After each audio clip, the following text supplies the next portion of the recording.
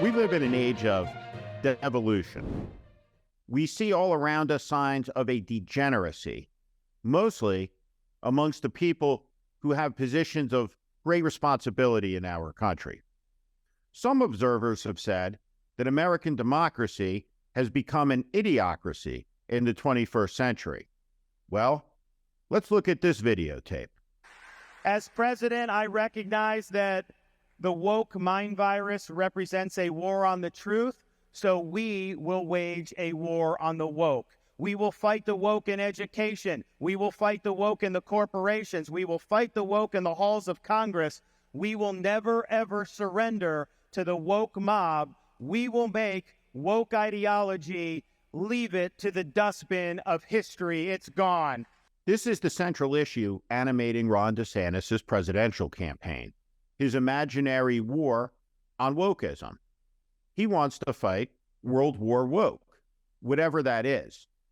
It is curious when far-right extremists are asked, what is wokeism, like Bethany Mandel, they can't answer the question. Nobody really knows. But Ron DeSantis wants to have a war because he thinks it's good for his political career. So this is the conversation the American people get. It's small, visionless, and utterly constricted. It doesn't suit the character of the American people, but most importantly, it doesn't suit this fundamental reality. The world is a dangerous place, and it will always be so. This country needs serious leaders, people who have character and integrity and vision and live in reality. Today's an anniversary, the anniversary of D-Day. It ranks amongst humanity's greatest accomplishments and endeavors, the largest invasion in human history, the invasion that would liberate the European continent from Nazi slavery. That war was led by men like Winston Churchill and Franklin Roosevelt. In 1940, Great Britain was alone, and it seemed on the edge of defeat.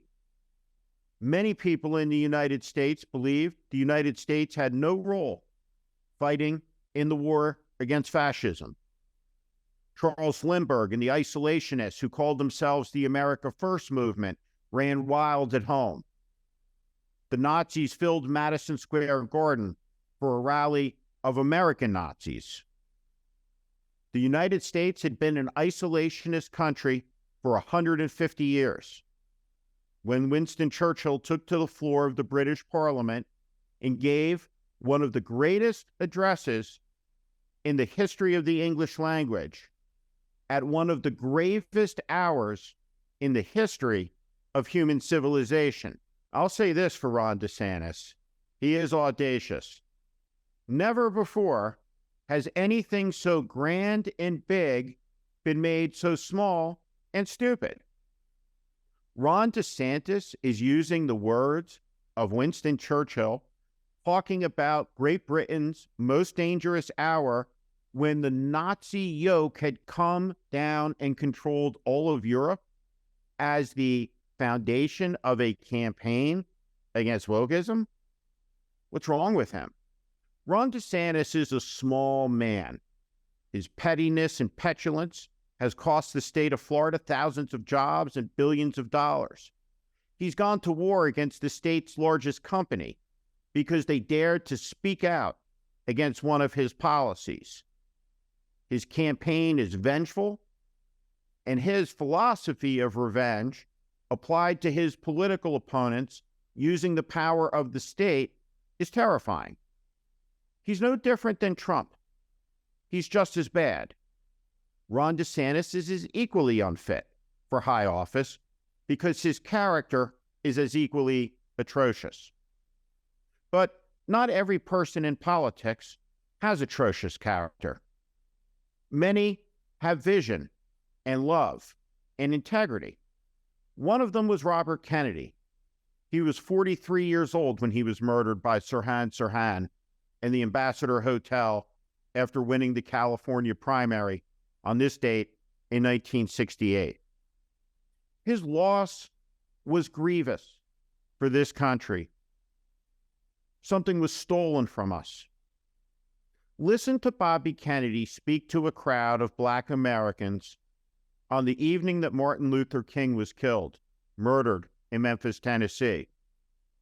Kennedy was campaigning in Indianapolis. This is the greatest impromptu political speech in American history. And Indianapolis was one of the few places in America that did not burn that night. Listen to Robert Kennedy's words and imagine what could be by thinking about what might have been. Martin Luther King dedicated his life to love and to justice between fellow human beings. He died in the cause of that effort. In this difficult day, in this difficult time for the United States, it's perhaps well to ask what kind of a nation we are and what direction we want to move in. For those of you who are Black, considering the evidence evidently is that there were white people who were responsible, you can be filled with bitterness and with hatred and a desire for revenge. We can move in that direction as a country, in greater polarization, Black people amongst Blacks and white amongst whites, filled with hatred toward one another. Or we can make an effort, as Martin Luther King did, to understand and to comprehend and replace that violence, that stain of bloodshed that has spread across our land, with an effort to understand compassion and love. Each of us has a role to play in America's story, and that starts by remembering who we are. These anniversary dates are important to remember because they tell the story of who we are. Understanding the death of RFK, the great valor that occurred at Normandy. All of these things define the world we live in today. Appreciate it. Think big, not small. Not like Ron DeSantis. This isn't who America is. And it never will be. Thank you for watching. Make sure you subscribe to our channel so you never miss a video. Also, for more content just like this, please consider joining our Warning Premium community. You can find out more in the description below.